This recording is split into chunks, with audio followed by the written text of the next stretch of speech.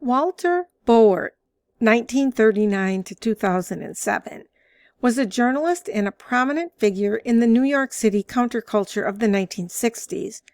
He was influential in promoting intellectual freedom through his work as the editor of the East Village Other and through his Freedom of Thought Foundation. Bowart's book, Operation Mind Control, The Cryptocracy's Plan to Psychocivilize You, Expanded Researcher's Edition, is a disturbing account of the secret use of mind control technology by a secret government or cryptocracy, with an aim to pacifying whole populations and furthering private global investment strategies. Meticulously researched and well written, it remains, even today, one of the best books on the topic. The original version of Operation Mind Control was the first book printed in the United States to explore the murky world of CIA mind control. This theme is common in Hollywood movies today, but at the time, 1978, the topic was highly charged, top secret, and extremely dangerous to research. The book quickly disappeared because the CIA did not want the public to know the extent and details of its mind control programs, and they actually bought up all of the copies that had been printed, an entire warehouse full. The book also began vanishing from libraries across the nation, and virtually every copy available in bookstores disappeared too. Very few copies survived this purge. Those that remained became quite rare and expensive. In 1994, Bowart added several more chapters to the original book, which had focused primarily on the use of hypnosis and drugs, especially LSD and variants, to create mind-controlled assassins. This additional material, which effectively doubled the book size to almost 700 pages with 41 chapters, explores even stranger aspects of mind control, such as the use of paranormal means like alien abduction and missing time. After writing the researcher's edition, Bowart retreated from the scene, having supposedly been threatened by men in black with termination with extreme prejudice. In this series of videos, I will present some of Bowart's findings. The book is dedicated to survivors of Operation Mind Control.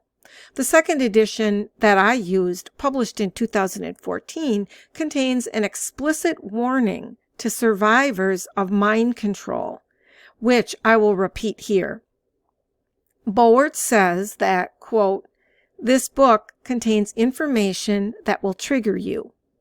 Give it to your deprogrammer rather than to try to read it yourself unless you have a thoroughly reintegrated personality. Some of this information is wrong and can be harmful to you. Inevitably, it is impossible to weed out the triggers, since programming varies from person to person and handler to handler. Thus, know that if you have ever been programmed, you may be triggered by information in this book. In order to protect us all from cross-pollination or contamination, certain specific but trivial information is deliberately false and has been planted as a sort of tag. Thus, if survivors start coming up with the planted information, we will know that there's a probability that they have been corrupted by this book. The author, editors, or publisher take no responsibility for any triggering that may occur, nor do I for making this series of videos. It is important to note that Bowart was trained by Anthony Robbins and the staff of Robbins Research Institute in neuro-linguistic programming, or NLP. Bowart writes that he saw NLP as a big eureka, a great tool of liberation, discovery, and human achievement. However, he recognizes that NLP has also been a valuable tool utilized by the cryptocracy to achieve quite different ends. I can attest to the fact that NLP can be used for both benevolent as well as malevolent purposes, because as a master hypnotist myself, I too have been trained in how to use neuro-linguistic programming, and it is a very effective and powerful form of hypnosis. I will not attempt to cover every topic that Bowart presents in this book. It is 700 pages long after all. I intend to choose several that I found of particular interest. These will likely include the following: the use of hypnosis and hypnotic techniques in mind control, MK Ultra, Mind War, Project Monarch, ESB or electronic stimulation of the brain techniques, and invisible warfare through ELF waves. In this video, I'm going to concentrate on Chapter 4 of Bowart's book, and that is called Without Knowledge or Consent. It focuses on the use of hypnosis as a tool for controlling minds in the interest of so-called national security. The chapter begins with a quote from Dr. George Estabrooks. Estabrooks, born 1895 and died 1973, was a Harvard University graduate, Rhodes Scholar, and chairman of psychology at Colgate University in Canada. He was also a 32nd degree Knight Templar Mason. Estabrooks was called to Washington, D.C. by the War Department after the attack on Pearl Harbor to discuss the use of hypnosis in war. Very few people knew at the time that the U.S. government was interested in and already experimenting with the use of hypnosis for the purpose of controlling minds in the interest of national security. Estabrooks acknowledged that he was very interested in the military application of hypnosis. According to Walter Bowart, in 1943, Estabrooks planted the seed for what would become top-secret research on the use of hypnosis for the next 25 years. He wrote an article for Science Digest magazine in 1971 on the subject of his work with military intelligence both during and after World War II. The abstract to the article states that, quote, "This psychologist reminisces about his long career as a hypnotist, how he programmed American spies with hypnosis," end quote. In the 1940s, Estabrooks boasted, quote, "I can hypnotize a man without his knowledge or consent into committing treason against the United States," end quote. He acknowledged that he was interested in creating Manchurian candidates. This is a person who is, or is believed to be, brainwashed into becoming a subversive agent, especially an assassin. Estabrooks described experiments he conducted for this purpose in his book, Spiritism. He justified the creation of so-called super spies by claiming that the demands of warfare make such practices ethically defensible. Estabrooks acknowledged that, quote, "We know that dual and even multiple personality can be both caused and cured by hypnosis. Moreover, the Dr. Jekyll and Mr. Hyde combination is a very real one once it is established. The key to creating an effective spy or assassin rests in splitting a man's personality or creating a multiple personality with the aid of hypnotism. This is not science fiction. I have done it." A process which he described as child's play. Bowart explains that Estabrooks persuaded government officials at the War Department that the hypnotized mind could be put to military use. According to Estabrooks, it would be possible for the enemy to plant a foreign agent, such as a doctor, in a hospital or his own office. This doctor could then use hypnosis to program key officers to follow suggestions to carry top-secret messages and get them past an enemy during a time of war. A hypnotized officer would have amnesia upon waking and would not remember the secret information which would be carried in the lower layers of his mind. He would only recall the details upon being hypnotized by another officer, a general. He would then relay the message to the general and once again be placed under hypnosis, and upon waking have absolutely no recall of what he had done. Estabrooks also described for officials at the War Department that techniques of hypnosis could be used to create an entire army of saboteurs within the United States.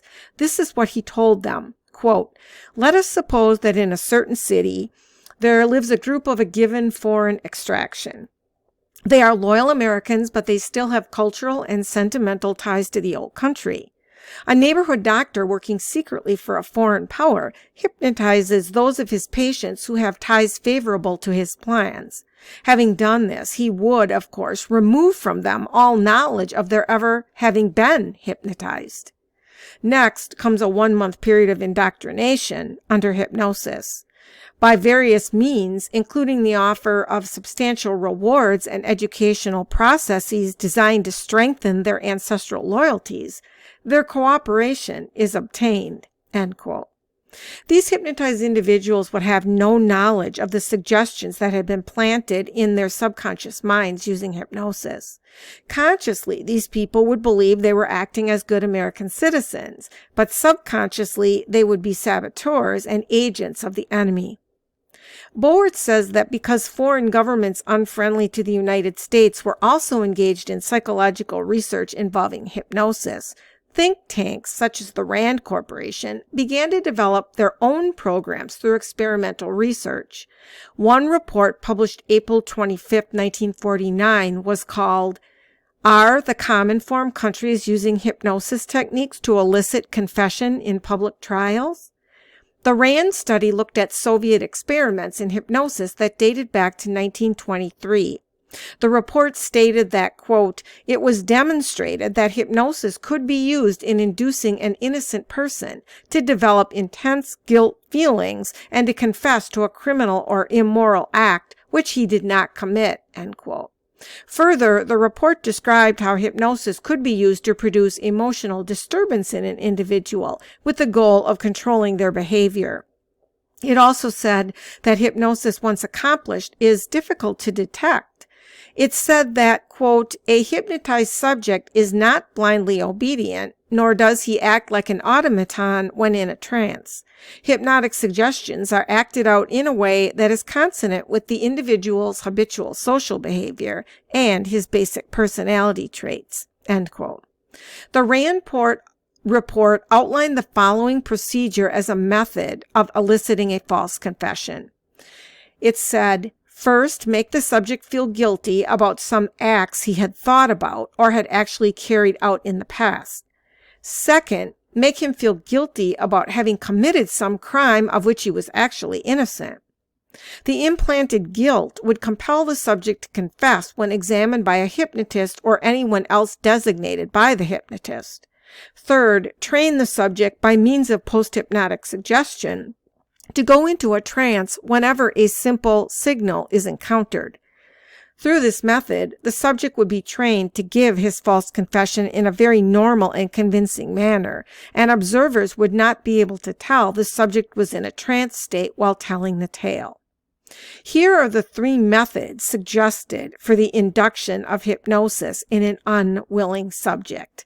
And induction is the beginning part of hypnosis. So if there's anybody out there who's listened to any of my hypnotic recordings, you know that the beginning of the recording is all about the relaxation phase and putting you into a very relaxed state of being.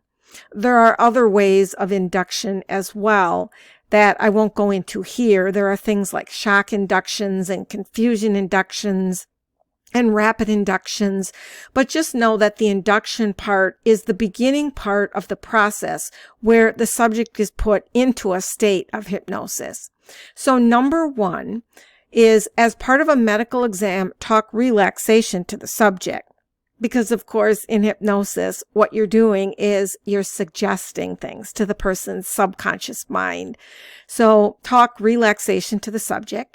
This disguises the hypnotic induction.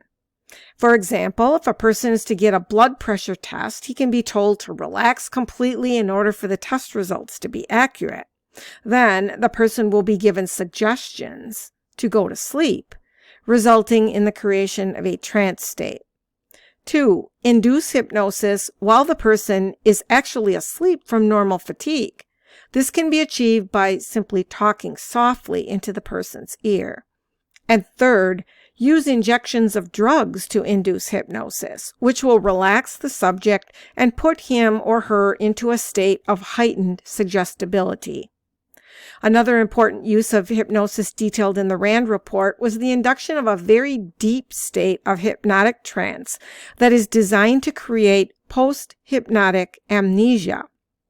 It stated that, quote, in about 90% of any unselected population, it should be possible to produce the deepest type of trance.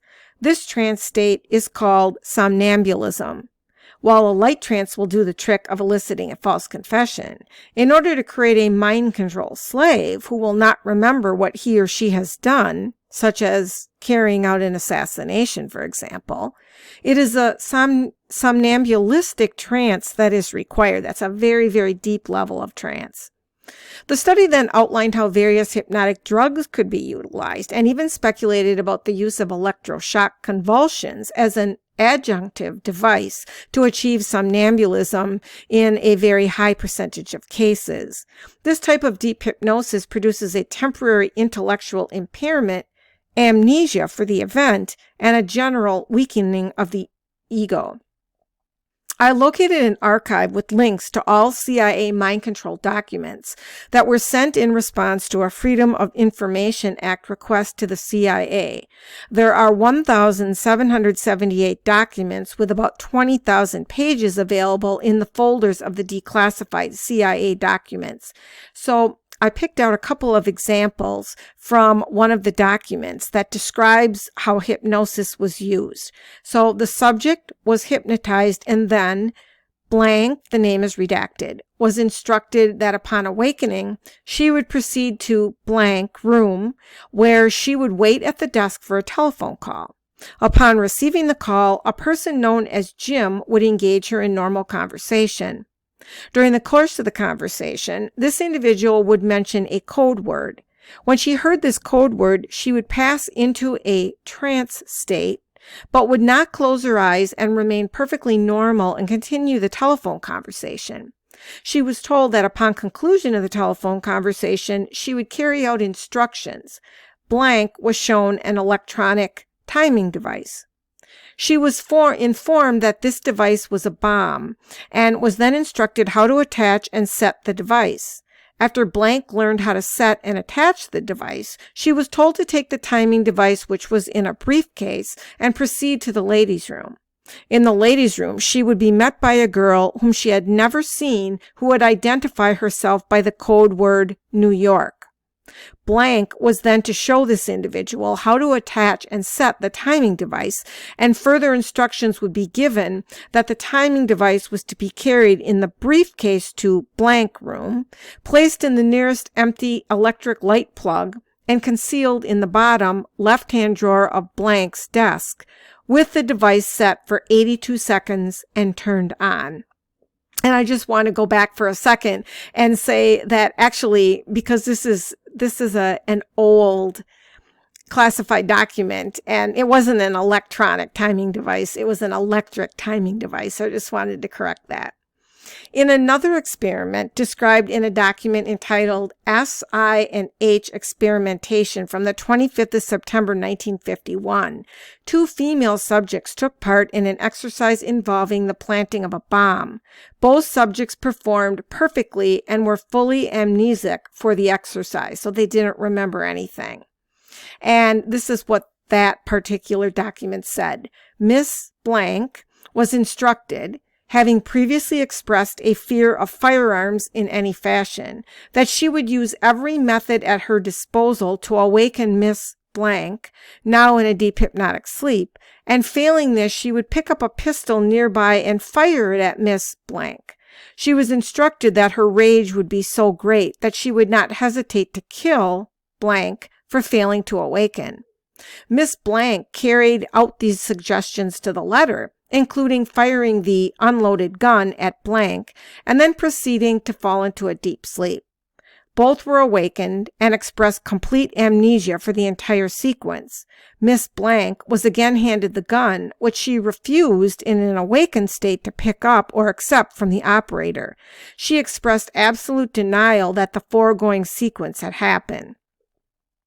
One of the most frightening effects of the research of Estabrooks and others led to the discovery that the best candidates for this kind of training were subjects suffering from severe trauma.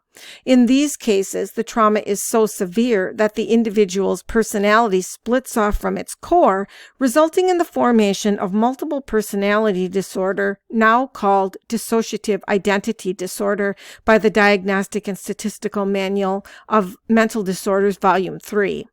Severe, sustained, and repetitive child abuse is a major element in the creation of DID. I will be discussing this specific issue when I cover the topic of monarch programming and trauma-based mind control techniques. Bowart sums up Chapter 4 of his book by concluding that the war originally began against supposed communist enemies and ended up being turned against the American people themselves, and that it was waged by a cryptocracy or hidden government. He says that, quote, all of these techniques involving drug-induced hypnosis and electroshock convulsions were eventually developed and used to reduce some of our own citizens to a zombie state in which they would blindly serve the government. Regardless of the Constitution and the laws which supposedly protect the individual against government coercion, zombies were covertly created to do the government's more unsavory bidding. Such zombies asked no questions about the legality of their assignments, which often were never consciously known. And if these zombies were ever questioned about their actions, amnesia protected them from self-incrimination.